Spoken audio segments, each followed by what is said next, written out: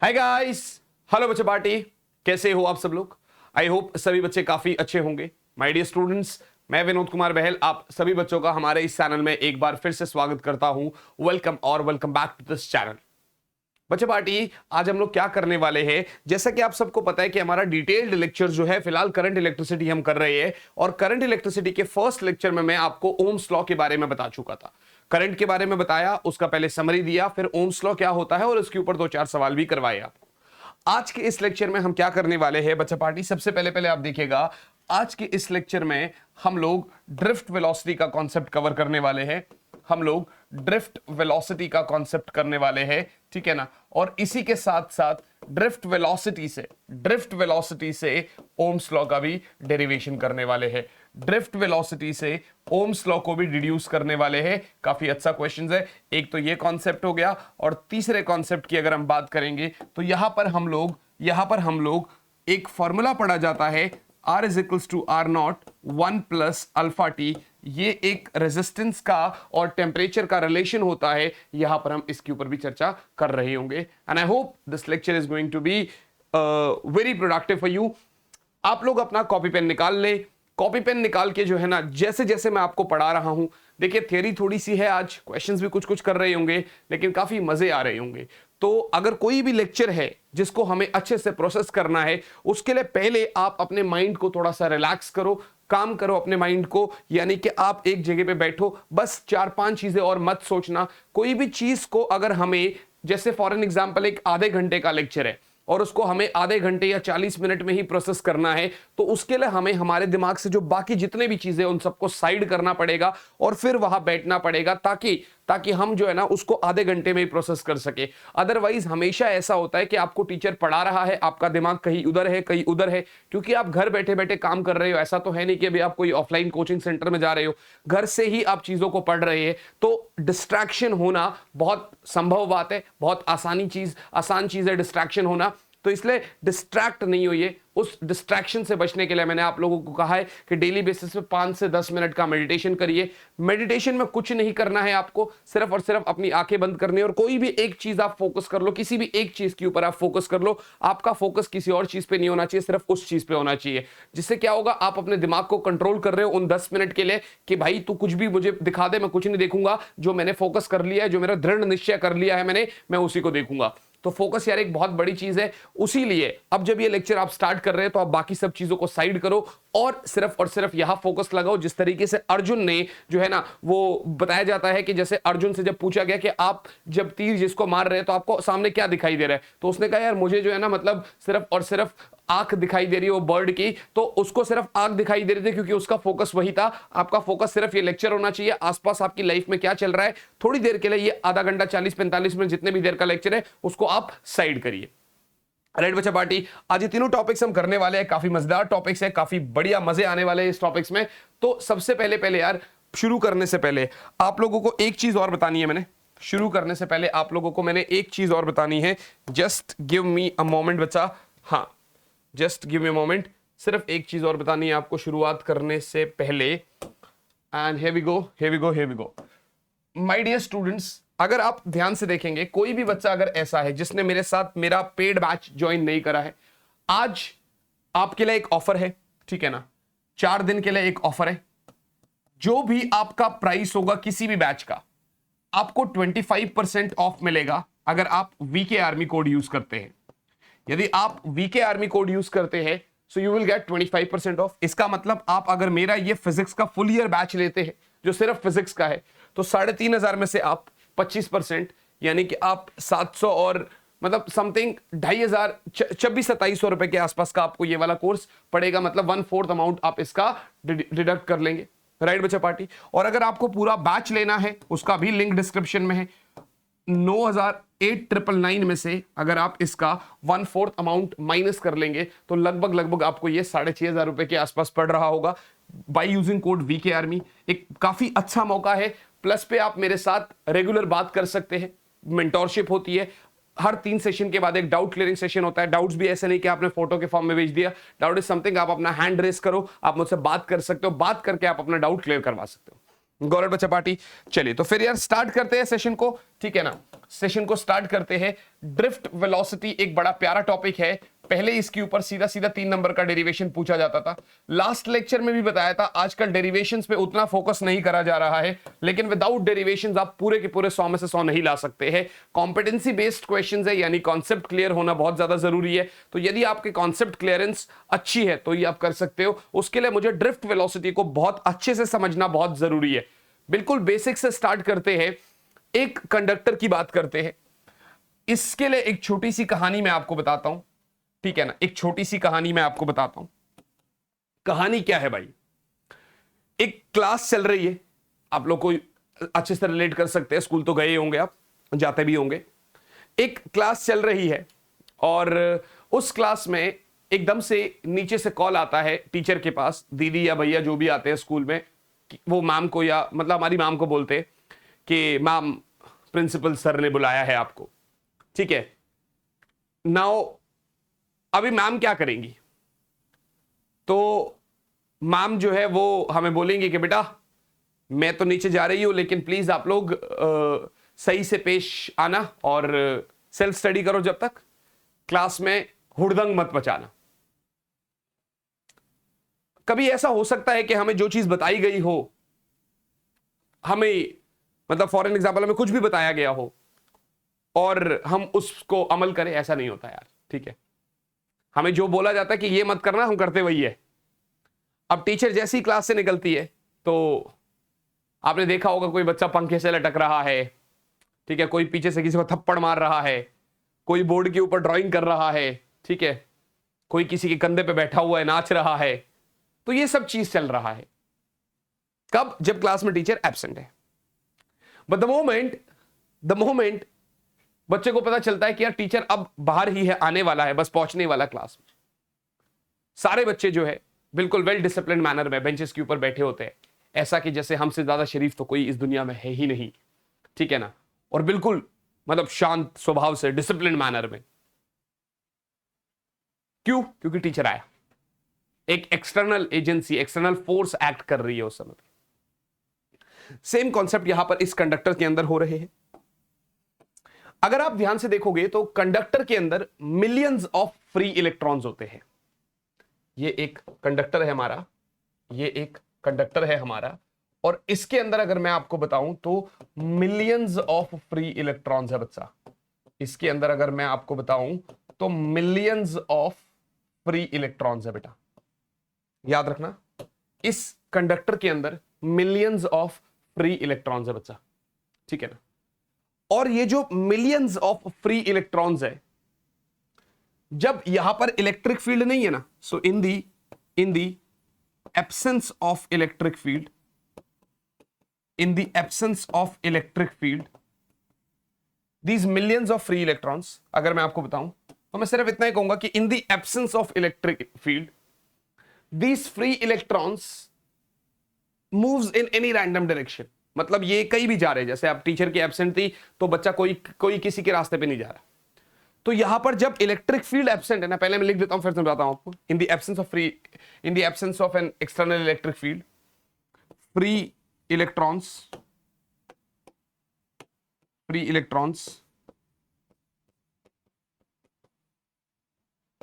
moves randomly, not any fixed direction,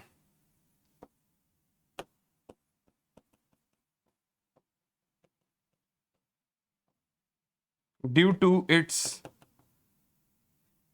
thermal motion बोल लो, चाहे due to its room temperature बोल लो, आपकी मर्जी। इसका क्या मतलब है बच्चा? इसका एक ही मतलब है कि जब इलेक्ट्रिक फील्ड एब्सेंस है, जब इलेक्ट्रिक फील्ड एब्सेंट है, तो फ्री इलेक्ट्रॉन्स रैंडमली किसी भी डायरेक्शन में मूव कर रहे हैं। बात समझ में आ रही है? माने एक कोई फिक्स डायरेक्शन नहीं है उनकी जिससे हम पता कर सके कि भाई इलेक्ट्रॉन की डायरेक्शन क्या है, कोई भी रैंडम डायरेक्शन में मूव कर रहे हैं। अगर मैं इनको कुछ इस तरीके से देखूं कि अगर मैं इनकी एवरेज वेलोसिटी लूं तो मैं ऐसा लिख सकता हूं कि यू एवरेज, ये यू एवरेज क्या है? इनिशियल वेलोसिटीज है, ये इन इलेक्ट्रॉन्स की इनिशियल वेलोसिटी है। एक की u1 होगी, दूसरी की u2 होगी, और ऐसा करते करते मान लेते हैं n इलेक्ट्रॉन्स है तो un बाय n ले लो एवरेज। यार आप, बड़ी सिंपल सी बात है, ऐसा लग रहा होगा इस केस में कि जब रैंडम डायरेक्शन है, मिलियंस है, तो इसका मतलब ऐसा लग रहा होगा कि कोई सामने जा रहा है तो कोई वापस इधर आ रहा होगा, कोई उधर जा रहा है तो कुछ इलेक्ट्रॉन्स इधर भी आ रहे होंगे, कुछ उधर तो कुछ इलेक्ट्रॉन्स इधर भी आ रहे होंगे, जिनकी कोई फिक्स्ड डायरेक्शन ही नहीं है, और मिलियंस ऑफ फ्री इलेक्ट्रॉन्स है, छोटी सी वॉल्यूम है, मिलियंस ऑफ फ्री इलेक्ट्रॉन्स है, तो इसका मतलब ये है ना कि कुछ इधर आएंगे, कुछ इधर आएंगे, ऐसे करके कुछ सामने जाएंगे, कुछ पीछे आएंगे। तो वहां से हमें पता चला कि यार ये जो एवरेज वेलोसिटी है इसको कहीं ना कहीं जीरो माना गया होगा, है ना। तभी तो आपको बोला जाता है कि जब आप एक नॉर्मल कंडक्टर ले रहे हो, उसको बैटरी से कनेक्ट नहीं करा, यानी कि एक्सटर्नल इलेक्ट्रिक फील्ड है ही नहीं, तो वहां पर करंट नहीं होता है, right. So there is no, हम ऐसा माना जाता है कि there is no net movement of charge particle, कोई भी इलेक्ट्रॉन का नेट मूवमेंट वहां पर है ही नहीं, या यूं कह दो, आप कह सकते हो कि हाँ करंट वहां पर उस समय जीरो है, करंट है ही नहीं। जब चार्ज पार्टिकल का मूवमेंट ही नहीं है, नेट मूवमेंट, तो इसका मतलब नेट चार्ज जीरो है। ये सारा कॉन्सेप्ट तब आता है जब हमारा कोई एक्सटर्नल इलेक्ट्रिक फील्ड यहां पर है नहीं, प्रेजेंट है। अब क्या करेंगे भाई, इलेक्ट्रिक फील्ड पहले एब्सेंट था, अब हम इलेक्ट्रिक फील्ड को प्रेजेंट करेंगे, अब हम इलेक्ट्रिक फील्ड को बनाएंगे। सो यहां तक आई होप आप लोगों ने नोट कर लिया होगा। Now what I will do, मैं इसको एक बैटरी से कनेक्ट करता हूं, मैं इसको एक बैटरी से कनेक्ट करता हूं, और जब मैं इसको एक बैटरी से कनेक्ट कर रहा हूं तो बड़ी सिंपल सी बात है भैया, इस डायरेक्शन में इलेक्ट्रिक फील्ड है, मानी करंट जो है वो इसी डायरेक्शन में। जब मैं इसको एक बैटरी से कनेक्ट कर रहा हूं तो बड़ी सिंपल सी बात है कि पॉजिटिव से नेगेटिव की तरफ करंट जा रहा होगा। यानी कि अब क्योंकि टीचर क्लास में आ चुका है तो बच्चे बिल्कुल डिसिप्लिन मैनर में है, तो इसका एक ही मतलब है, और वो ये मतलब है कि भैया जो जितने भी इलेक्ट्रॉन्स है वो हमारे इलेक्ट्रिक फील्ड के ऑपोजिट डायरेक्शन में बीम्स बनाकर, ठीक है ना, ग्रुप्स बनाकर इलेक्ट्रिक फील्ड के ऑपोजिट डायरेक्शन में जा रहे होंगे। कॉन्सेप्ट समझ में आ रहा है? Initially electric field was absent, electrons were moving in any random direction, मतलब रैंडमली मूव कर रहे थे, तो उनकी जब एवरेज वेलोसिटी लिया गया तो जीरो था, क्योंकि उनका कोई फिक्स डायरेक्शन नहीं था। ऐसा लग रहा था कि n number of electrons are moving in one direction, so n number of electrons are moving in opposite direction as well। और अगर आप फैक्टोरियली सम करोगे, अगर n इलेक्ट्रॉन 10 इलेक्ट्रॉन्स अगर x एक्सिस में जा रहे हैं और 10 माइनस x में, तो अल्टीमेटली जीरो हो गया, है ना। तो ये कॉन्सेप्ट था। फिर हमने इलेक्ट्रिक फील्ड का अप्लाई किया, एक्सटर्नल मतलब बैटरी लगाई, तो एक्सटर्नल इलेक्ट्रिक फील्ड वहां पर आया, कुछ ना कुछ वहां पर हमारे पास कुछ ना कुछ एक्सटर्नल इलेक्ट्रिक फील्ड आया। और ये जो एक्सटर्नल इलेक्ट्रिक फील्ड है, इसकी वजह से इलेक्ट्रॉन्स के ऊपर इलेक्ट्रिक फील्ड के अपोजिट डायरेक्शन में फोर्स लगने लगा। मानी इलेक्ट्रिक फील्ड उस डायरेक्शन में है, इलेक्ट्रॉन्स आपका अपोजिट डायरेक्शन में आ रहे हैं। हमने कहा बिल्कुल सही बात है यार, इसमें कोई दिक्कत वाली बात तो है ही। इलेक्ट्रिक फील्ड इस डायरेक्शन में है, इलेक्ट्रॉन्स अपोजिट डायरेक्शन में मूव कर रहे हैं, बात तो सही है यार। तो अब जब ऐसा हुआ तो इस केस में हमने यहां पर लिखा कि यार पहले इसका इनिशियल वेलोसिटी कुछ u था, क्योंकि फोर्स लगेगा तो वो एक्सेलरेट भी होगा और उसकी कुछ फाइनल वेलोसिटी भी होगी। अब ये वेलोसिटी कितनी देर के लिए है, एक्सेलरेशन कितनी देर के लिए है, इस बात को जानते हैं। पहले आप ये देखो कि इलेक्ट्रॉन के ऊपर फोर्स लग रहा है, राइट है जी, और वो फोर्स कितना होता है, F तो Q ही होता है, लेकिन इलेक्ट्रॉन के ऊपर तो माइनस चार्ज होता है। या यूं कह सकते हो आप कि उसके ऊपर जो फोर्स लग रहा है वो इलेक्ट्रिक फील्ड के ऑपोजिट डायरेक्शन में लगता है। इसके ऊपर जो फोर्स लग रहा है वो इलेक्ट्रिक फील्ड के ऑपोजिट डायरेक्शन में लगता है, राइट बच्चा party? I hope this is very clear. मेरे हिसाब से ये आपको समझ में आ रहा है, गॉट इट? अगर आप ध्यान से देखोगे तो एक फोर्स आपका ma के भी बराबर होता है, एक फोर्स आपका ma के भी बराबर होता है। यस सर, बिल्कुल क्लियर है, ये बात तो सही है।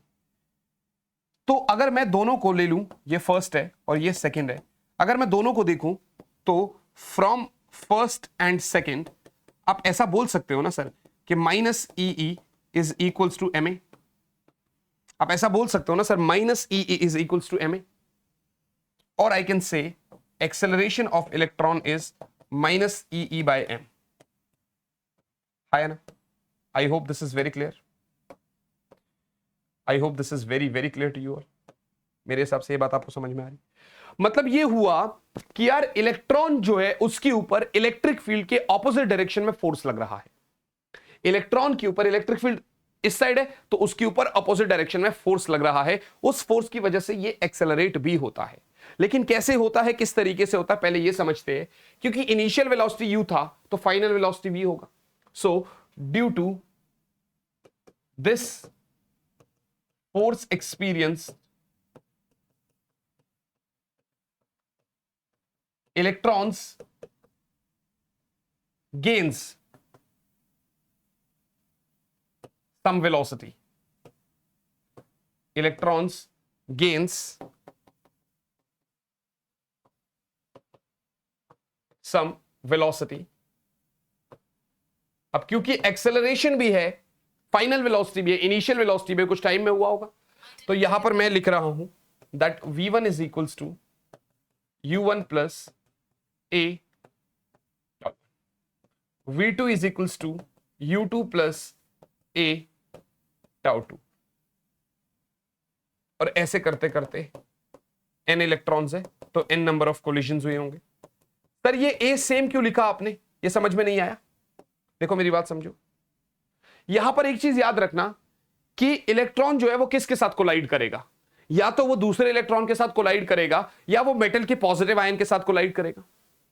इलेक्ट्रॉन किसके साथ कोलाइड करेगा, या तो वो दूसरे इलेक्ट्रॉन के साथ कोलाइड करेगा या वो मेटल के पॉजिटिव आयन के साथ कोलाइड करेगा। और यहां पर वो बोलता है कि एक कोलिजन जैसे ही हो जाता है वो अपनी सारी की सारी वेलोसिटी जो उसको फोर्स की वजह से मिली थी, जो एक्सेलरेट हुआ था, वो खत्म हो जाती है। दूसरे कोलिजन के लिए वो बिल्कुल फ्रेशली स्टार्ट करता है जैसे वो पहले के लिए स्टार्ट हो रहा था। यानी कि एक इलेक्ट्रॉन जैसे ही दूसरे इलेक्ट्रॉन से कोलाइड हुआ, दैट्स इट, बस वो वहीं पे थम गया। उसके बाद अब दूसरा कोलिजन होगा फोर्स की वजह से। और कंडक्टर्स के लिए ये लगभग ये जो टाइम गैप होता है 10 की पावर -14 सेकेंड का होता है। आप लिख सकते हो यहां पर कि इलेक्ट्रॉन्स lost their acceleration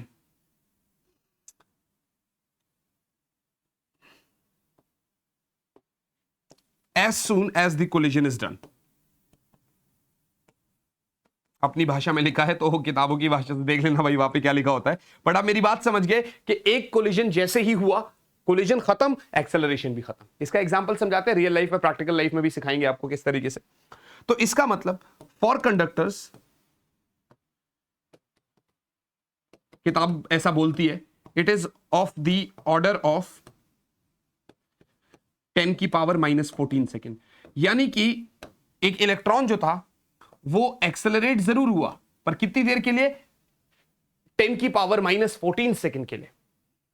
कायदे से अगर देखा जाए तो यहां पर एक हिसाब से एक्सेलरेशन बिल्कुल नेग्लिजिबल जैसा ही है, ठीक है ना। अल्टीमेटली फाइनली आप देखोगे तो ऐसा लगेगा कि जैसे यार वो इलेक्ट्रॉन एक यूनिफॉर्म वेलोसिटी के साथ मूव कर रहा है आगे। बात समझ में आ गई। जैसे कि ऐसा देखो, एक मेटल बॉल है, उसको अगर आप सीढ़ी से गिरा दिया जाए, मतलब तो क्या होता है, वो एक स्टेयर से दूसरे स्टेयर तक ग्रेविटी की वजह से नीचे जाता है, मतलब उतनी देर के लिए एक्सेलरेट हुआ, टकराया, उसका एक्सेलरेशन खत्म, फिर यूनिफॉर्म वेलोसिटी के साथ गया, फिर नीचे आपका ग्रेविटी की वजह से नीचे दूसरे स्टेयर पे गया, टकराया, एक्सेलरेशन खत्म, देन यूनिफॉर्म वेलोसिटी, देन नीचे गिरा, टकराया, एक्सेलरेशन खत्म। अल्टीमेटली अगर लास्ट में आप देखोगे तो ऐसा लगेगा कि यार एक इलेक्ट्रॉन यूनिफॉर्म वेलोसिटी के साथ ही मूव कर रहा है, मतलब वहां पर बॉल था, यहां पर इलेक्ट्रॉन है। तो इसका मतलब this acceleration lasts as the collision is over. The moment collision happens, एक कोलिजन के लिए ये आपका एक्सेलरेशन है, फिर उसके बाद नहीं है।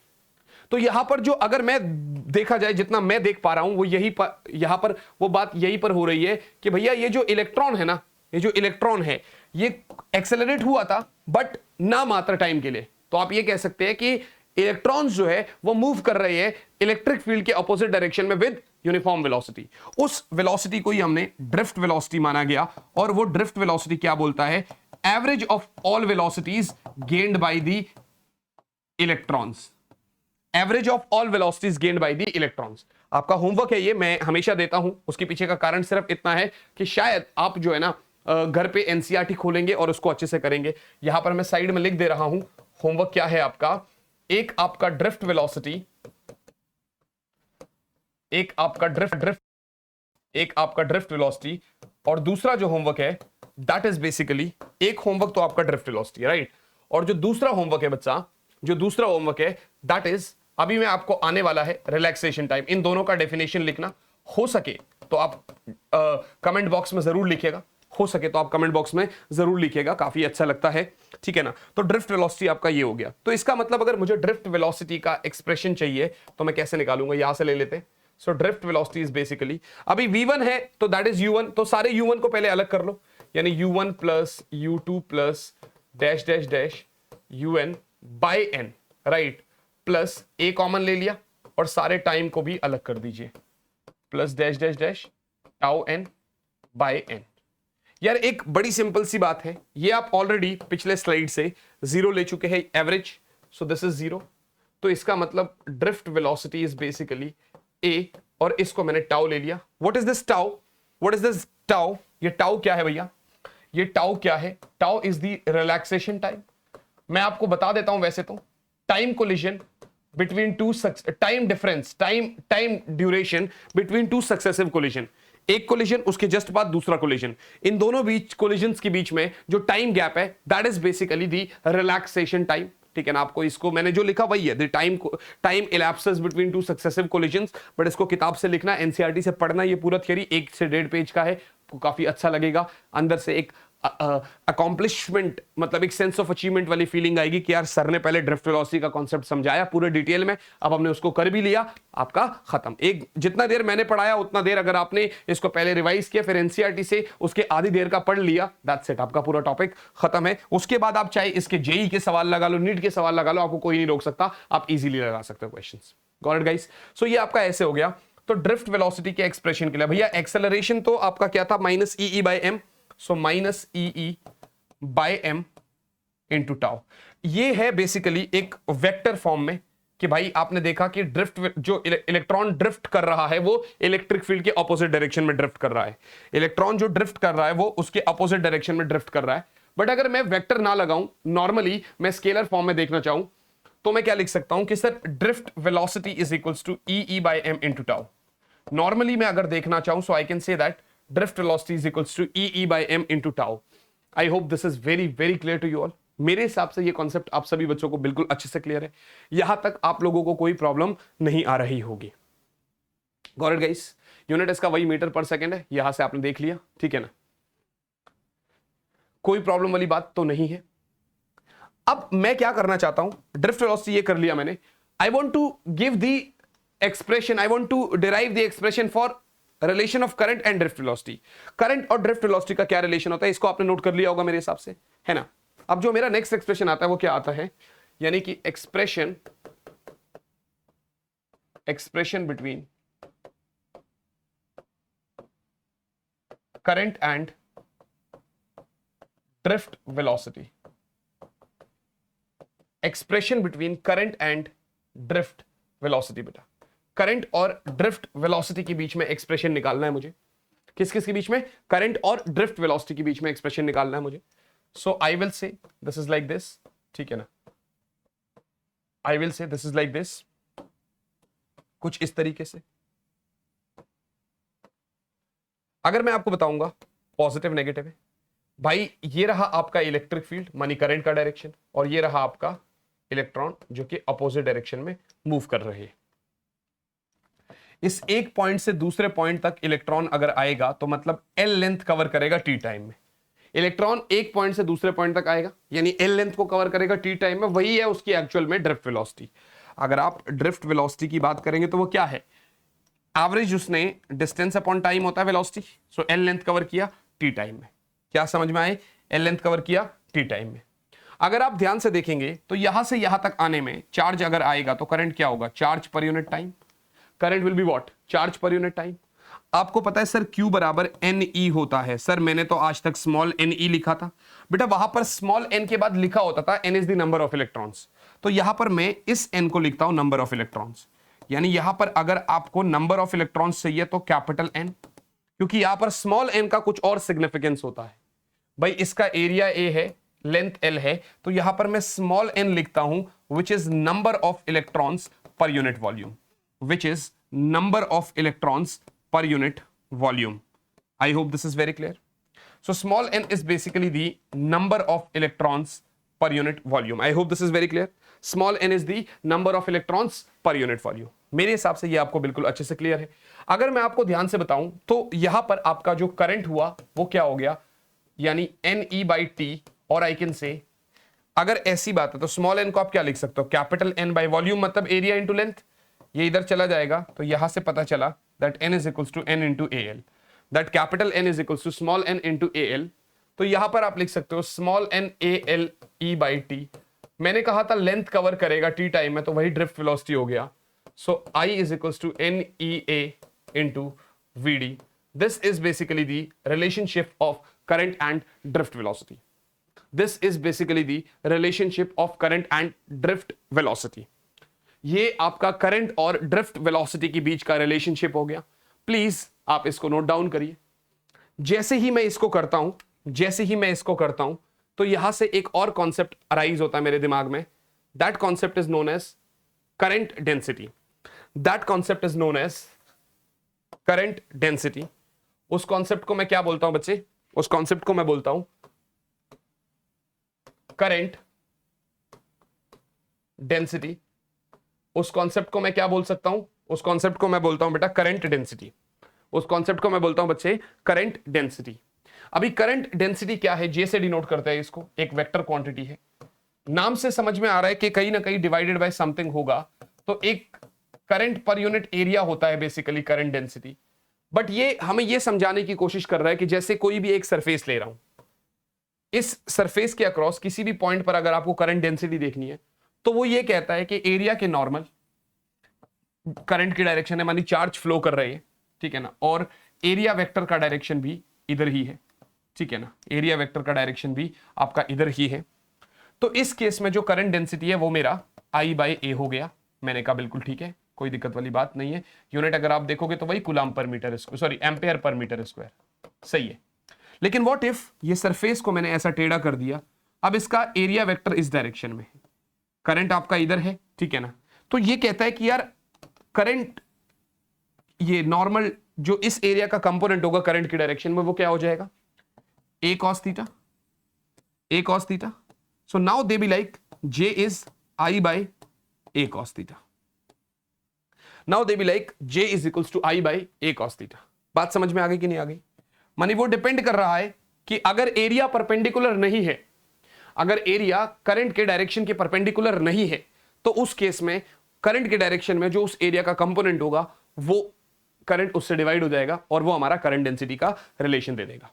So this is the current density. और मैंने करंट डेंसिटी क्यों दिया? क्योंकि आगे जाके जब मैं इसका ड्रिफ्ट वेलोसिटी का और ओम्स लॉ का एक्सप्रेशन कराऊंगा आपको, तो वहां पर करंट डेंसिटी के बहुत सारे फॉर्मूलाज होते हैं जिसके बारे में हमें काफी बार पढ़ना होता है. I hope this is very clear to you all. मेरे हिसाब से आपका क्लियर हो गया.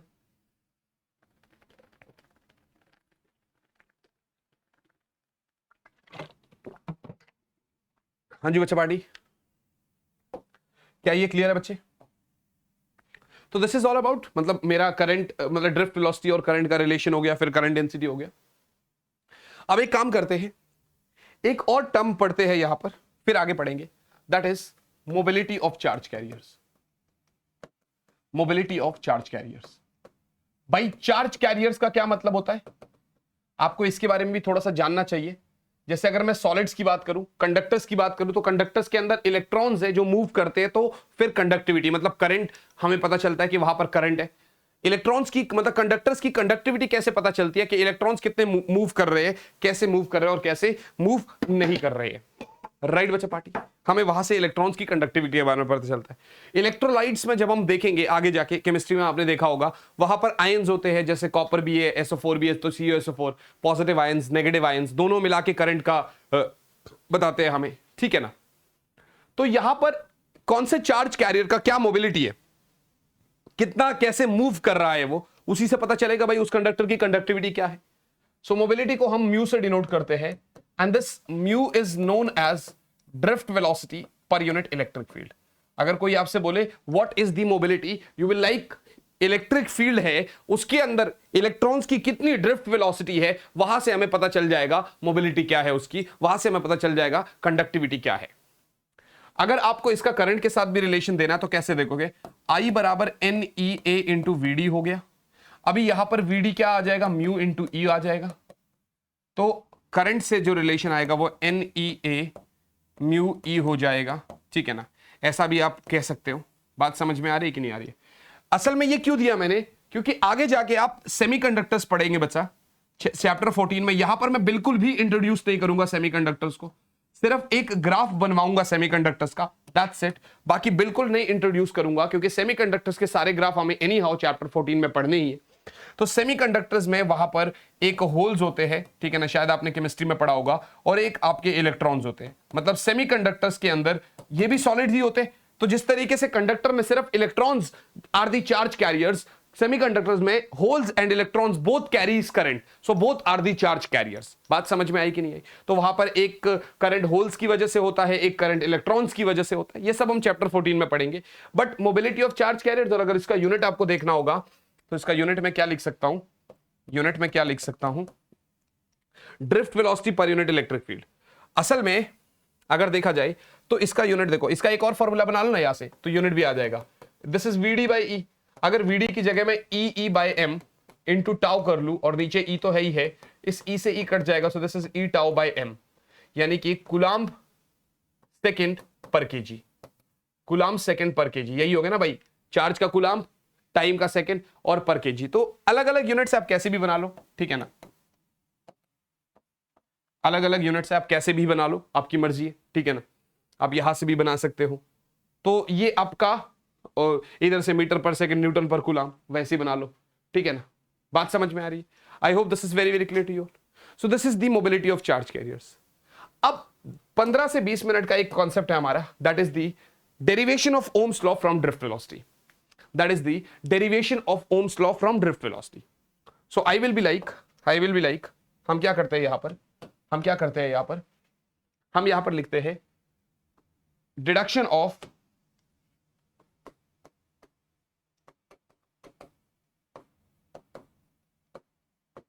Ohms law from drift velocity. So deduction of Ohm's law from drift velocity. बेटा हमें तो क्या करना है, ड्रिफ्ट वेलोसिटी से हमें ओम्स लॉ का डिडक्शन करना है। So this is the deduction of Ohm's law from drift velocity. हमें तो ड्रिफ्ट वेलोसिटी से ओम्स लॉ का डिडक्शन करना है। हम किस तरीके से करेंगे, कैसे कर पाएंगे, ये आपको देखना है। So deduction of Ohm's law from drift velocity कैसे करना है हमें, ध्यान से देखिएगा, ध्यान से देखिएगा बच्चा। सबसे पहले आपने बोला that I is equals to NEA into VD। मैंने कहा ठीक बात है यार, मैंने कहा ठीक बात है यार। अब I की जगह आप V बाई आर लिख सकते हैं, you know why, because V is equals to IR, तो I is equals to V by R. यहां पर NEA because drift velocity is equals to EE by M into tau, सही है, EE by M into tau. तो इसकी जगह मैं लिख दूं यहां पर EE by M into tau, सही है बेटा, यहां तक तो कोई दिक्कत वाली बात नहीं है। तो मुझे पता चला दैट V बाय R, चलो इसी से लिख लेते हैं, V by R is equals to NE square A tau by M। अलग से इलेक्ट्रिक फील्ड है, तो आपको यह भी तो पता है कि E is equals to V by D होता है या V बाय L होता है ना, ये पता है ना सेकंड चैप्टर से, relation between electric field and drift, वो इलेक्ट्रिक पोटेंशियल, ये बताया था मैंने आपको। तो आपको यहां से E की जगह V बाय L भी मिल गया। अब अगर आप ध्यान से देखोगे तो भैया यहां पर V से V कट जाएगा, so I will say R is equals to ML by NE square A into tau.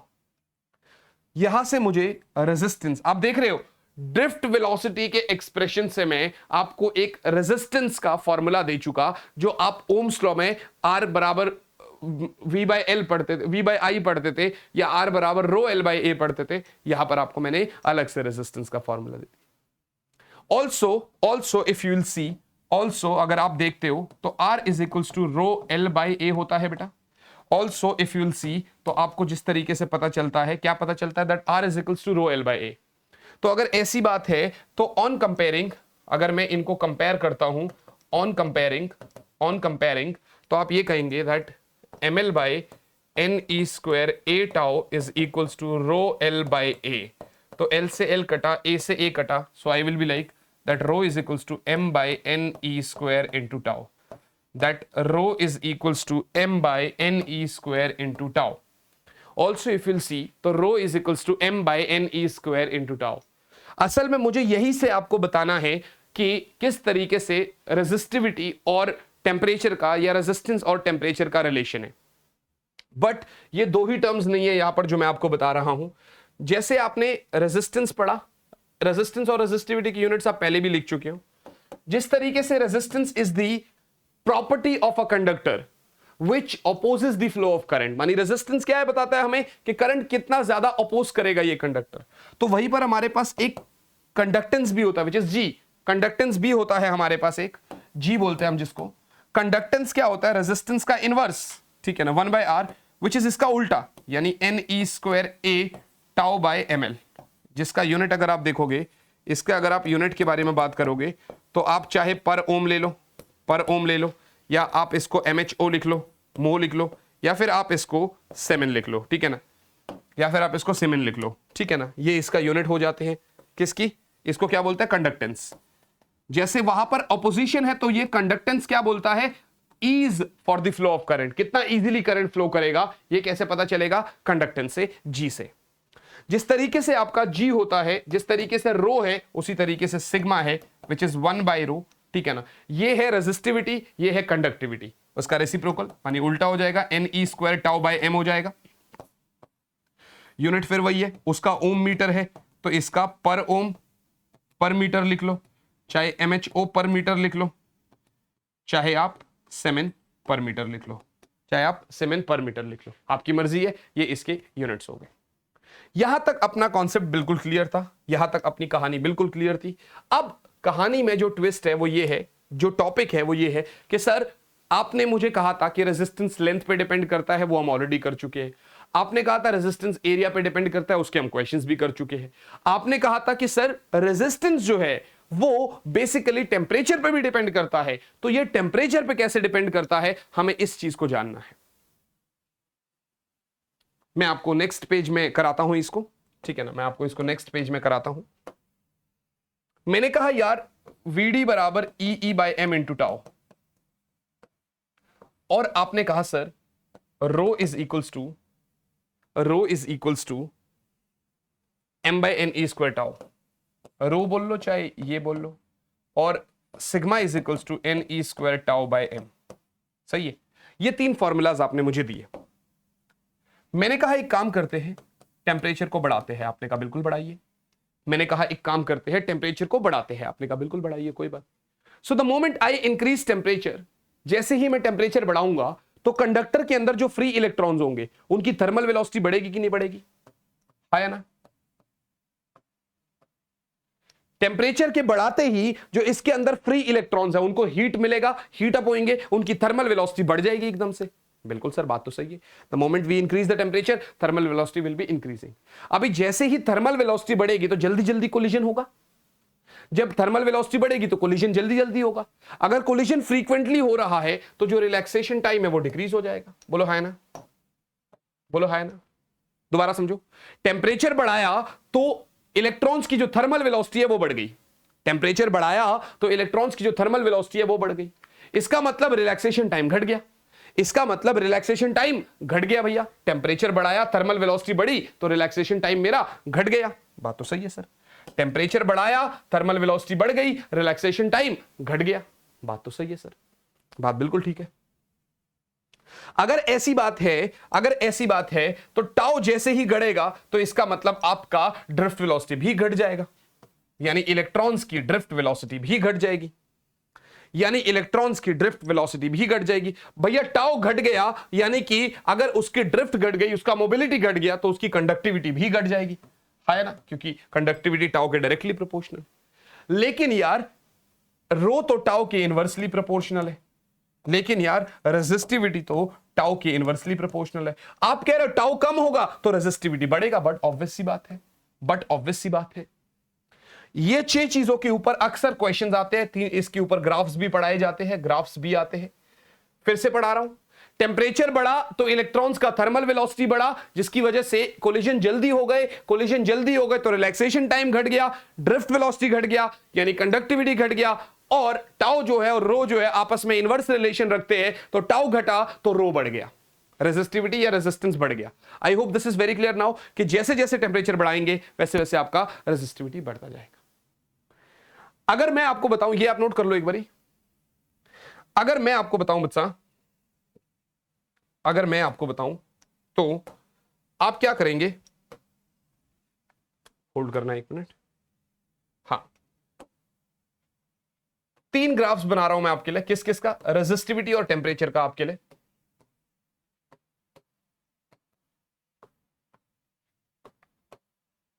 मैंने कहा था मैं सेमीकंडक्टर्स को बीच में नहीं घुसाऊंगा, लेकिन इसका एक ग्राफ जरूर कराऊंगा जो कि अक्सर पूछता है हमसे, तो हमें जानना जरूरी है। ये आपका मेटल्स के लिए बना रहा हूं, यानी कॉपर के लिए बना रहा हूं।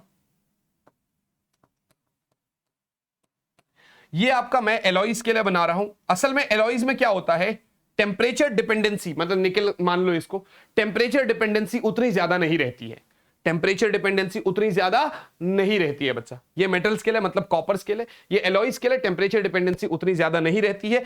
और ये सेमीकंडक्टर्स जिसमें आपने अभी जस्ट पढ़ा। अच्छा एक चीज और है भाई, एक चीज और है, जो अभी तक आप पढ़ रहे थे वो आप जो ये कर रहे थे, ये किसके लिए था, ये मेटल्स के लिए था भैया, कंडक्टर्स के लिए था।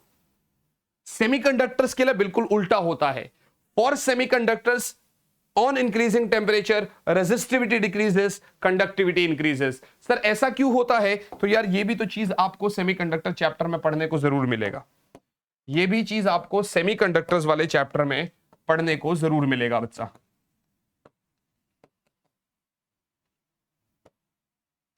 आई होप दिस इज क्लियर, ठीक है ना। तो भैया कॉपर्स के लिए अगर आप देखोगे, टेम्परेचर बढ़ाओगे भाई साहब, तो आपका जैसे जैसे आप टेम्परेचर बढ़ाएंगे तो आपका रेजिस्टिविटी बढ़ता जाएगा। सही है भैया। एलॉइस के लिए लगभग टेम्परेचर डिपेंडेंस उतना नहीं होता है, ठीक है ना, मतलब ऐसा करके, बट फिर भी टेम्परेचर के साथ साथ आपका रेजिस्टिविटी तो बढ़ रहा है। बट सेमीकंडक्टर्स के लिए भैया जैसे जैसे आप टेम्परेचर को बढ़ाते जाएंगे वैसे वैसे आपका रेजिस्टिविटी कम होता जाएगा। जैसे जैसे यहां पर rho is inversely proportional to temperature, यहां पर rho is directly proportional to temperature. मतलब बात समझ में आ रही है? डायरेक्टली का मतलब नॉट लीनियरली, लो टेम्परेचर पर लीनियर है, बट जैसे जैसे टेम्परेचर बढ़ाएंगे तो वो लीनियर ग्राफ जो है वो लीनियर नहीं रहेगा। बट हाँ इतना पता है कि टेम्परेचर बढ़ाएंगे तो रेजिस्टिविटी हमारा बढ़ता जाएगा। ये ग्राफ अक्सर काफी सारे एग्जाम्स में पूछा गया है, चाहे आप कॉम्पिटिटिव एग्जाम्स की बात करो, चाहे आप सीबीएसई बोर्ड्स की बात कर लो, चाहे स्टेट बोर्ड्स की बात कर लो, ये ग्राफ अक्सर पूछते हैं आपसे।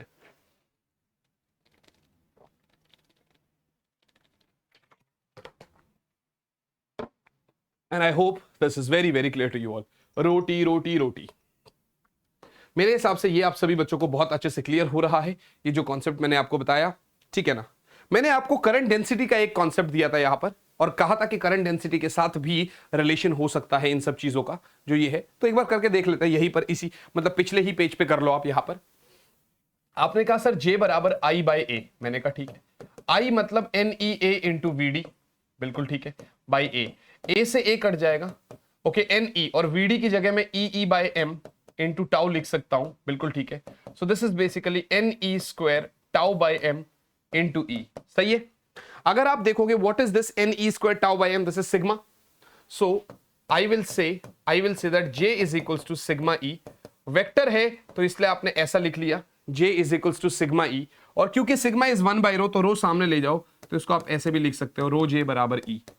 ये वाले जो फॉर्मूलाज मैं आपको करा रहा हूं ना बच्चे, ये वाले जो फॉर्मूलाज मैं आपको करा रहा हूं ना, ये दो फॉर्मूलाज, ये समझ लेना कि ये बहुत ज्यादा इंपॉर्टेंट फॉर्मूलाज है। इनके ऊपर अक्सर आपसे क्वेश्चंस पूछते हैं, ठीक है ना। और इवन आप समझो ना, पिछले से पिछले साल यानी 21 वाले पेपर में, नीट की बात कर रहा हूं, ठीक है, नॉट सीबीएसई, सीधा सीधा एक मैच द फॉलोइंग का क्वेश्चन दिया जिसमें वो फॉर्मूलाज को मैच करवा रहा है। मतलब पहले आप क्या करेंगे, आप जो मेरे साथ पढ़ रहे हैं, तो पहले मैंने आपको भाई पूरा कॉन्सेप्ट क्लियर किया, भैया ड्रिफ्ट वेलोसिटी क्या होता है, एब्सेंस ऑफ इलेक्ट्रिक फील्ड में क्या होता है, और आपका प्रेजेंस ऑफ इलेक्ट्रिक फील्ड में क्या होता है, उसका करंट के साथ रिलेशन दिया। ये डेरिवेशन करने से क्या फायदा, आपको ऐसा लग रहा होगा यार रट लेते हैं, ये डेरिवेशन से आपको स्टेप बाय स्टेप मैं क्लियर करने की कोशिश कर रहा था कि पहले क्या हुआ, इलेक्ट्रिक फील्ड नहीं था तो क्या हुआ, इलेक्ट्रिक फील्ड प्रेजेंट हुआ तो क्या हुआ, फिर उसके बाद करंट के साथ कैसा रिलेशन आया। यहां से आपको कॉन्सेप्ट क्लियर होते हैं, फिर कॉन्सेप्ट आप क्लियर करते हो। लेकिन बात रही फॉर्मूलाज की, तो वो तो आपको लर्न करने ही पड़ेंगे, चाहे आप इसको रटने का वर्ड दे दो, चाहे कुछ दे दो, कॉन्सेप्ट क्लियर होना चाहिए, फिर फॉर्मूलाज आपको लर्न करने ही पड़ेंगे। पर अगर आप ये सोचो कि सिर्फ फॉर्मूला याद होंगे हमें और उसके ऊपर मैं क्वेश्चन लगा लूंगा, तो पॉसिबल नहीं है भैया, क्योंकि क्वेश्चन की लैंग्वेज ही नहीं समझ में आएगी आपको। आप तो क्या बात कर रहे हैं कि सिर्फ फॉर्मूला पे आप कैसे कर पाएंगे, है ना, बात समझ में आ रही है। तो ये तो आपको एक छोटा सा ऐसा हो गया। यूं तो मैं सोच रहा था कि आज हम इस चैप्टर के लेक्चर में, मतलब इस लेक्चर में हम आज ये वाला थर्ड वाला टॉपिक्स भी कर लेंगे, ये वाला, बट एक्चुअल में हम सिर्फ और सिर्फ इतना ही कर पाए, ठीक है ना। हम क्या कर पाए, ड्रिफ्ट वेलोसिटी और ओम्स लॉ का डेरिवेशन ही कर पाए हैं इस लेक्चर में, ठीक है ना। हम इस लेक्चर में कोई क्वेश्चंस भी नहीं कर पाए हैं, तो मैं ये लेक्चर 2 है हमारा इस चैप्टर का, हम यहां पर इतना ही करते। लेक्चर 3 जो आएगा उसमें मैं आपको बता देता हूं हम क्या क्या करने वाले हैं उस लेक्चर में। हम उस लेक्चर में थोड़ा बहुत आपका ईएमएफ के बारे में पढ़ लेंगे, ठीक है ना।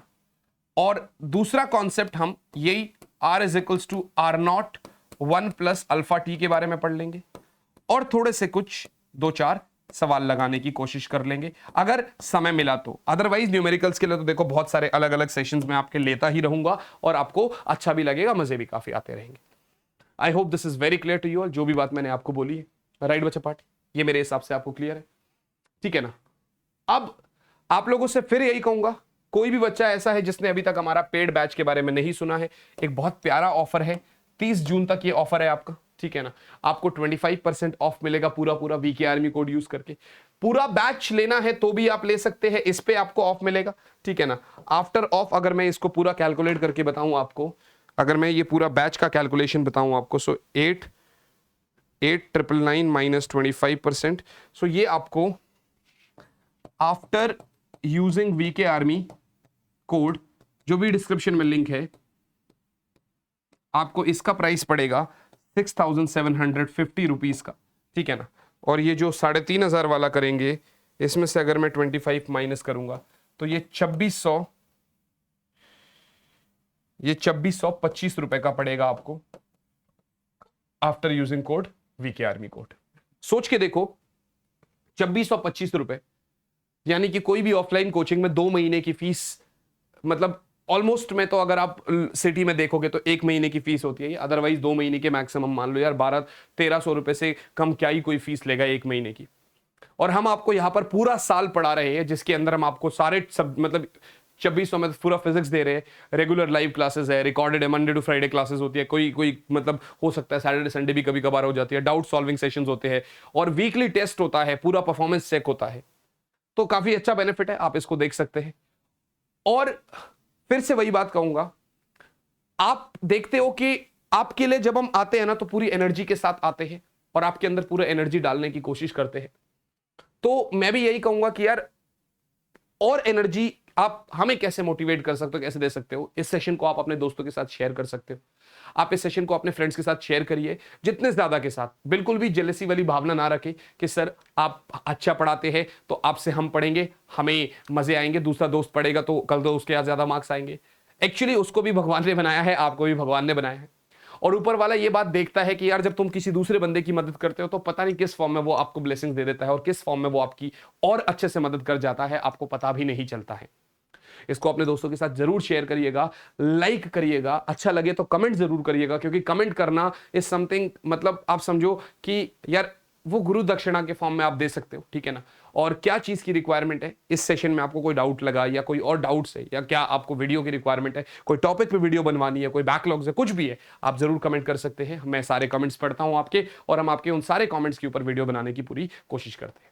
मैं मुलाकात करूंगा आपसे इसी के लेक्चर नंबर 3 में, जिसके अंदर हम ईएमएफ का कॉन्सेप्ट कर रहे होंगे, और आपका R is equals to R not 1 plus alpha T, यानी कि रेजिस्टेंस का रिलेशन टेम्परेचर के साथ, उसका फॉर्मूला, उसके ऊपर कुछ क्वेश्चंस, वो हम नेक्स्ट लेक्चर में निपटा रहे होंगे। आज के लिए इतना ही बच्चा पार्टी, मैं मिलूंगा आपसे आप ही के अगले लेक्चर में। तब तक के लिए यार all the very very best बच्चा पार्टी। बाय गाइस, बाय, जय हिंद।